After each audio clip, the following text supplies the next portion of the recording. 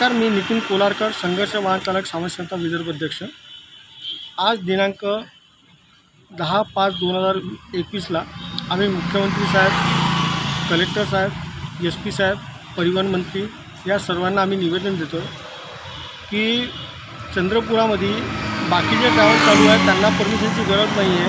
आम्ही ड्रायव्हर लोकांना जे परमिशनची गरज आहे त्याबद्दल आम्ही आंदोलन करतो आहे आणि वाहन चालकांना इतक्या दिवसापासून कोविड-19मुळे आमचं जे नुकसान होऊन राहिलं, दिल्ली गव्हर्नमेंट जेव्हा 10,000 5,000 हजार रुपये त्यांना देऊ शकते, तर महाराष्ट्र गव्हर्नमेंटने सुद्धा आम्हाला वाहन चालकांना, प्रत्येक वाहन चालकांना त्यांना आर्थिक मदत द्यावी अशी आमची सर्वांची इच्छा आहे।